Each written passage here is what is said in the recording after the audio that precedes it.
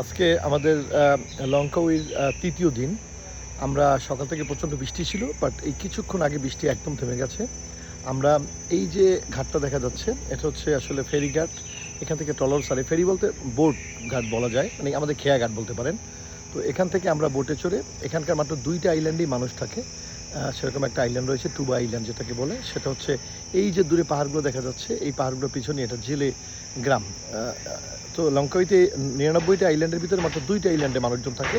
তো আমরা এখন বোটে চড়ে সেই আইল্যান্ডে ঘুরতে যাব। সেখানে কী আছে একটু এক্সপ্লোর করার চেষ্টা করব, এবং আপনারা আমার সাথে থাকুন। আমি চেষ্টা করবো আপনাদেরকে দেখাতে। ধন্যবাদ সবাইকে। আমাদের বোট, যে বোটে চড়ে আমরা ওই আইল্যান্ডে যাব, এটা ছোট্ট একটা জায়গা, কিন্তু বোটটা অনেক সুন্দর। যাও যাও।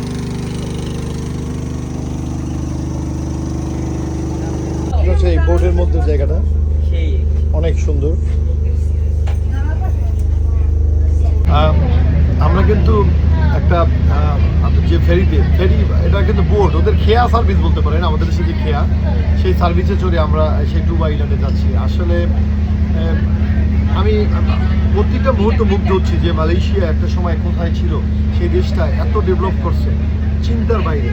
এই যে ভিউ, আমরা যাচ্ছি সেই টুবা আইল্যান্ডে। তো সেখানে পৌঁছে আমি এই ভিডিওটা শেষ করব, পরে আমার ওই এলাকা এক্সপ্লোরের জন্য আমি আলাদা আলাদা ভিডিও আপলোড করবো অবশ্যই।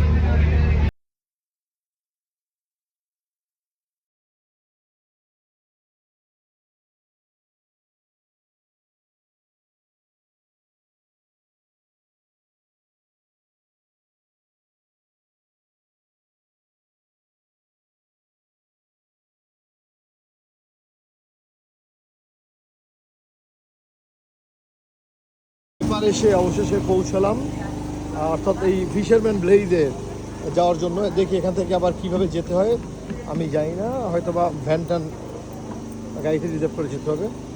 এখানকার ভিউটা একটু দেখেন।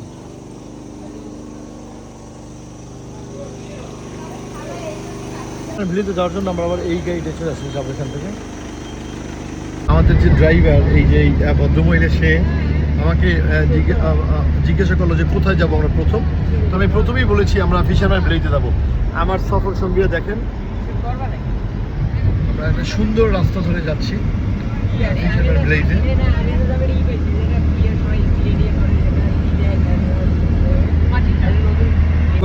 সুন্দর রাস্তা ধরে আমরা সেই ফিশারম্যান ভিলেজে যাচ্ছি।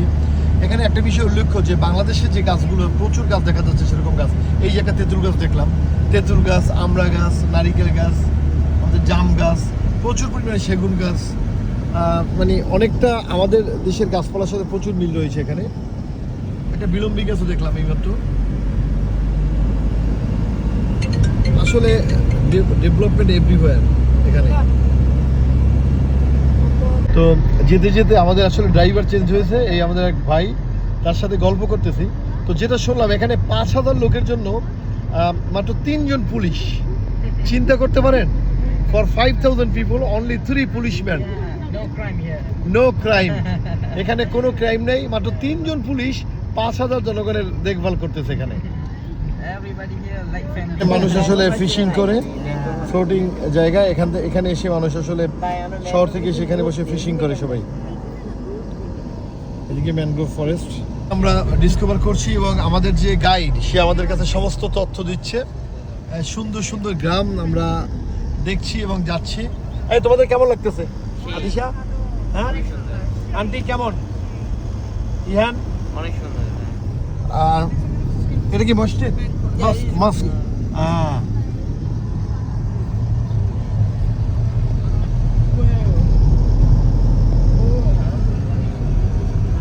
প্রাইমারি স্কুলটা একটু দেখেন আপনারা। এটা হচ্ছে এই গ্রামের প্রাইমারি স্কুল পিছনে। অনলি 60, মাত্র 60 জন বাচ্চার জন্য স্কুলটা দেখেন আপনারা। এই এবং এখানকার যারা টিচার, তারা লাঙ্কাউই থেকে আসলে বোটে করে প্রতিদিন এখানে আসে এবং সারাদিন ক্লাস শেষ করে তারা আবার চলে যায়। কিন্তু 60 জন মানুষের জন্য কত সুন্দর স্কুল। একটু এই একটা রিসোর্টে আমরা ঢুকতেছি।